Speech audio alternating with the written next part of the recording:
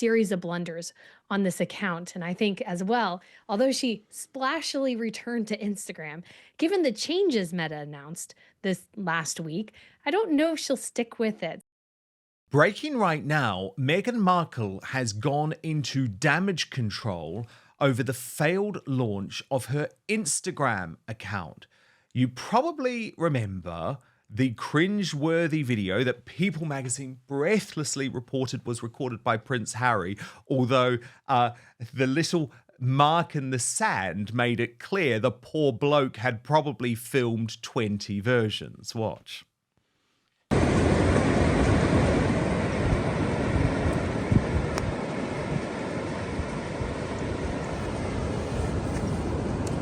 Just so natural. Was it even Harry who recorded this? I'm not sure.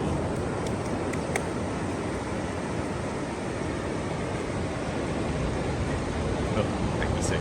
But Brittany, that little laugh, that little laugh. But Brittany, the editor of the Royal News Network, has been doing some research into this video and found something rather interesting. Brittany posted on X an article that People magazine wrote about Meghan Markle's return to Instagram has been edited to remove her vow to lead by example on social media and reconnect with communities.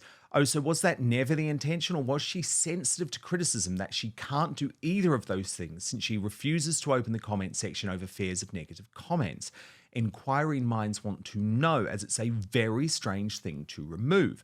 Both new and old paragraphs are included below and a link to the article on the original. It's another blunder to add to her social media comeback story, given that it was essentially her team that shared the tidbit. And Brittany, let's just quickly read both of those versions. So the first version of the article read, People understands Meghan is excited to return to social media as a way to reconnect with communities around the world and share updates about the project she's working on, looking to lead by example and demonstrating the potential for social media to bring joy and positive connection.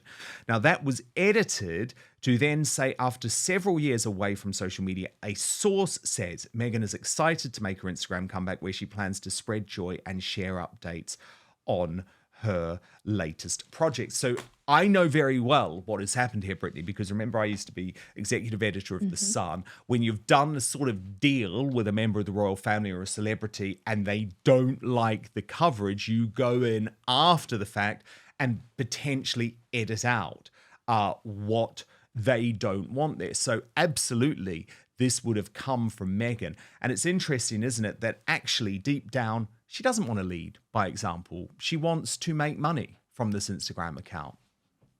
Oh, yes, 100%. That's the whole reason it exists, is to not only make her money, but to put out that perfect image that she wants. But I remember coming across that because I was actually filming something and I remembered that little bit and it stuck out immediately because she's a hypocrite. She wants to build a community, but you build a community by allowing people to comment. That's what happens because people interact with each other. You see this on YouTube and on X, like people sort of become friends or friendly online, and that's how you build a community. And so I knew automatically that wasn't happening. And so when I went back through and looked for it, I was like, that's not there. And it's so obvious that she was just absolutely sensitive to that and was like, okay, well, I've gotten criticism for this, so just delete it. When you didn't really need to delete it. And obviously it became from her and she wanted it changed. But it's like, how are you not communicating effectively at this point? You guys have been at this game now for at least 5 years post Mexit, and you guys still can't get things figured out, that you're still having People magazine change things. I think this has happened before, like when it initially said the email came from Harry, and then they had to clarify that came from a source of Harry or something.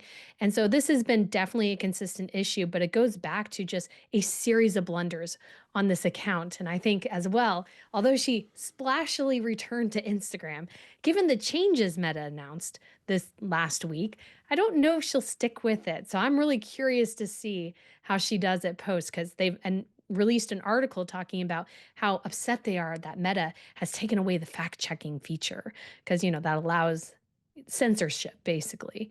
So it's a great move for Meta, terrible move though for Meghan, which is sort of ironic. Yeah, I couldn't believe this article actually. It's just totally outrageous, isn't it? That these two think they have a right to challenge anyone for fact checking when they have never got their facts right in any media appearance that they do. And in fact, have spread what they would describe as disinformation or what I would call lies. Oh, 100%. They've been caught in numerous little things that they didn't have to lie about. When she gave birth, they told the media she went into labor after she had given birth. That's called a lie. There was no real reason to state something like that at that point. And then you have obviously them being married before their official wedding by the Archbishop of Canterbury, and he had to come out and say no, that never happened.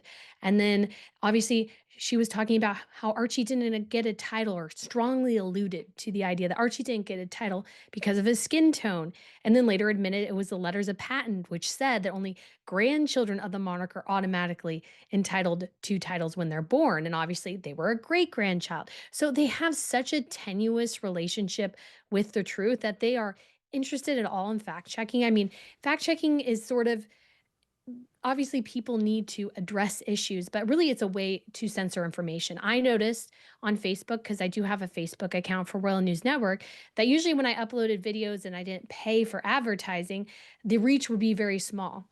So when Meta announced this, I was like, okay, let me test this. I put a video up, did insanely well, given that I didn't pay for it. And so I'm like, okay, so there was actually something within Facebook that was limiting, I think, some of the talk about Harry and Meghan. Now, other people have done well. So, I mean, that's here, maybe neither here nor there, but I noticed an immediate change in the reach that my videos received after that change. And so I think fact checking has a place, but I think community notes is the best way to go because the wisdom of the crowd usually does prevail in most instances. Oh, indeed. Indeed. But the mainstream media in the US continue to push this narrative, Brittany, that any criticism of Meghan and Harry is all down to racism. And we saw it in, I would say, probably the most egregious fashion this week from BET, which ran a really revolting opinion piece headlined Why Meghan Markle Stays Living Rent Free in Some White Women's Heads. Despite her grace, intelligence, and success, Meghan Markle has become a lightning rod for criticism rooted in racism, sexism, and the discomfort of white women grappling with their own privilege. Now, this article was written by Yesha Callahan. She seems to miss the fact, Brittany, that Meghan Markle is a white woman. She was raised as a white woman. She described herself as Caucasian on her acting CV. Yes, it's so obvious how Megan has used sort of this call of racism to sort of deflect criticism, and other people have followed in her stead. But I actually saw that article and I just thought it was so egregious because the way Meghan Markle has treated her family, her husband's family, friends, employees, people see that, well, maybe it's not all about racism. Maybe there's other things going on behind the scenes. And of course, nobody really has an issue with Emma, the Marchioness of Bath, or Princess Angela of Liechtenstein, both women who are Black. And I think nobody has an issue with sort of this sort of, you could say, newer thing of interracial marriage or anything. No royal family, as far as I'm aware, really would have an issue with that. And so it's just such a way to deflect because that's the only thing they can deflect with. And it is very effective, you could say, in some ways, but I think the bandwidth of that allegation is starting to get less and less and less. People aren't believing that, especially the more you know, like Angela and Emma, two gorgeous women, both marrying into one aristocracy, one a royal family, and both being very successful there because they took the time to get to know the family, embrace their roles, and that's how you learn and that's how you are successful in this sort of royal aristocratic sphere. But Meghan wanted everyone to serve her rather than she serving the people, and people caught on to that. And that's sort of what happened, is that people turned against her over time, and that's has grown and grown and grown. And so I thought that article from BET, Dan, was just so, so egregious and just so incredibly Oh, wrong. it was awful. It was absolutely awful. I mean, I'll just read out a little bit more from Miesha Callahan, but it is a hard read because it's just full of such complete distortion, I think, because it says instead of celebrating Meghan's efforts, critics pounced, and many of them were white women. Their comments on social media were filled with accusations of her being self serving or attention seeking. Some critics even accused her of cashing in on her royal connections. So, why does Meghan continue to live rent free in so many people's head? A large part of it is that she doesn't play by the rules. For some, it's easier to label her as difficult than recognize the systemic racism and sexism that shape how society treats women like her. But first, we've partnered with Gundry MD to share this information with you. Would you believe me if I told you inside your pantry right now is one of the healthiest foods on the planet? Yep, it's true. And it's not some weird, trendy superfood. Spoiler alert, it's olive oil. You've probably cooked with it, I imagine. But do you know there are countless ways to use olive oil to help yourself look and feel younger? For example, olive oil is a natural way to help you achieve a more youthful appearance.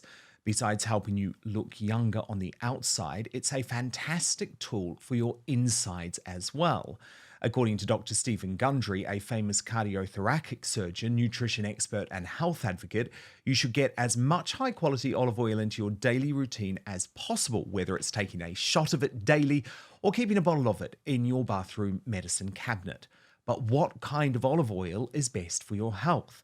Well, any olive oil can give you some benefits, but if you're looking to get the best results, it matters a lot which one you pick. The olive oil industry is huge. You can tell by the number of olive oil brands you see at the grocery store, and you can bet they're not all made with the consumer in mind, and many brands may even cut corners one way or another to increase profits. When Dr. Gundry came to this realization, he was appalled.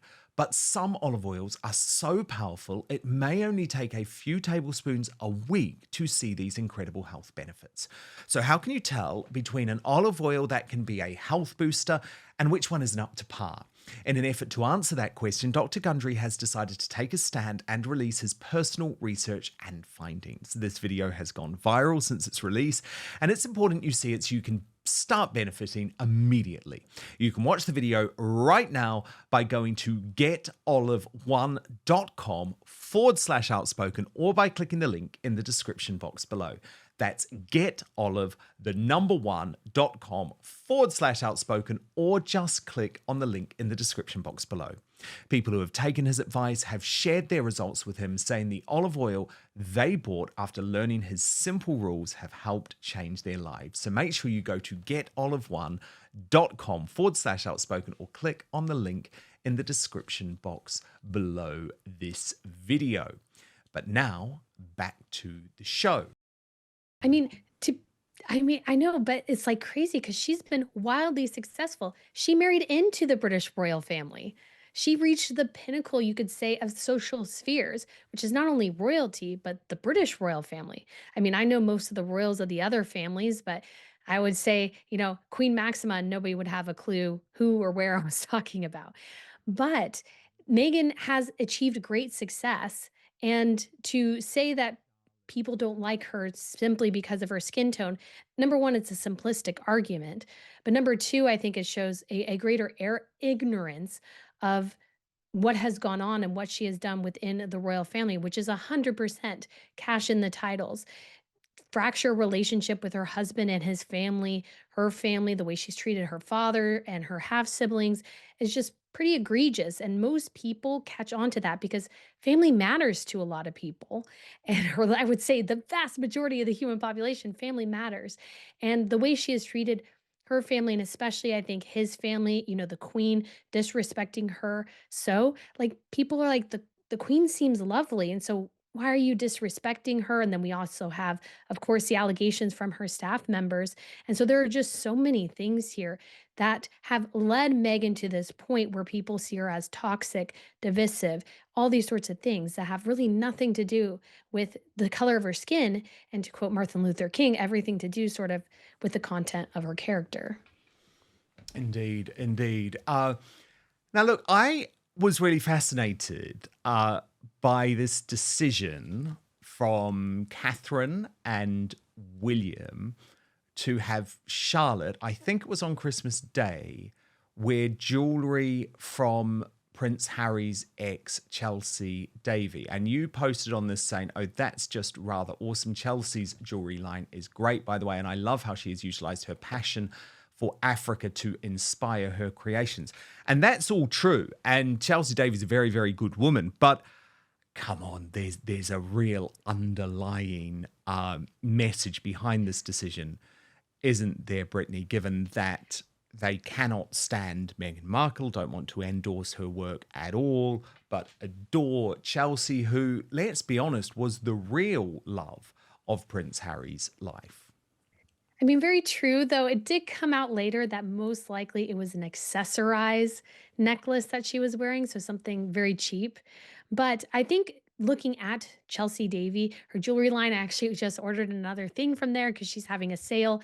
And I love that she has this passion for Africa and she's really utilized it in unique and interesting ways. And yes, a jewelry line isn't groundbreaking, but she's sourcing everything very well. She started a lab creation side of it too, which I think has been enormously successful for her, which I think is fantastic.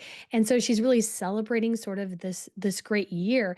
And when it comes to Harry, she used to have Aya Travel, which I guess she's not really operating anymore, but it was giving tours in Africa. And I always thought, if Harry had married Chelsea, and I mean, obviously it didn't work out and you can't go back in time, but I think she would have helped him sort of recognize their shared passion for Africa and utilize it in interesting ways. If he had decided to leave the royal family and do something else, I think they could have been very successful together with that sort of foundation of love for that continent. But Meghan, I don't think has much love for Africa, to be quite honest.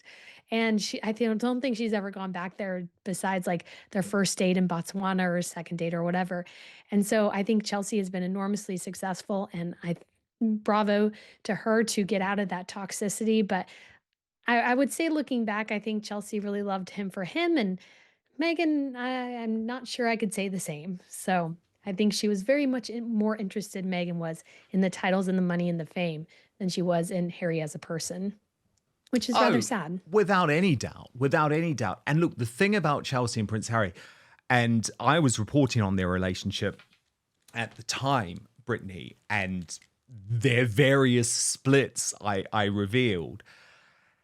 And what was so telling was the fact that actually Chelsea wasn't in it for any of the perks. She didn't want that. She's quite the opposite. And I think the love between them was really genuine. And of course, look, there is no point crying over spilt milk. And I'm sure Harry would counter argument saying it was people like you, Dan, writing about our relationship, which made it impossible for me to stay with Chelsea. But I just think his history, his happiness would be so different if he had just gone with his heart. But she was the one that got away, I think. And I would argue that she's probably much happier out of it, actually. And she's doing very, very well. She has children, She lovely is. husband. She is the one that has gone on to live happily ever after. I believe so. And her jewelry line, again, I just ordered something. It's doing great. And I think she's a lawyer. I always thought it was funny. Meghan played one on TV, and that's who Harry married. But Chelsea Davy is a lawyer in real life. And she went to like the Gemology Institute to learn more about gemstones. So I think Chelsea is a great figure to admire who's sort of self built there. And Meghan is sort of an imitator, you could say. So I don't know about Harry's skill in picking women, but he has his wife now and he has kids, so hopefully he's happy, but I'm not sure, especially living in California. Thought for the first couple of years he's had a rough life in California with all the natural disasters because they had some flooding and now the fires. So I'm sure he's wondering sometimes life was a bit quieter in the UK than it is here. So we'll have to see how it all turns out, but it's been rather interesting to watch, you could say. Big time. Big time. Well, look, loving all of your reporting as ever. Make sure you follow the brilliant Royal News Network on YouTube. And Brittany, we will speak very soon. All right, Dan. Thank you so much. Thank you so much for watching Dan Wootton Outspoken. Please click on my face just to the bottom left to subscribe to this brand new independent news source and turn on the notification bell so you'll be alerted to our brand new live shows, uncancelled interviews, and special royal episodes. Outspoken is also now available as a podcast, so you can listen to the show every weekday on the go, wherever you are.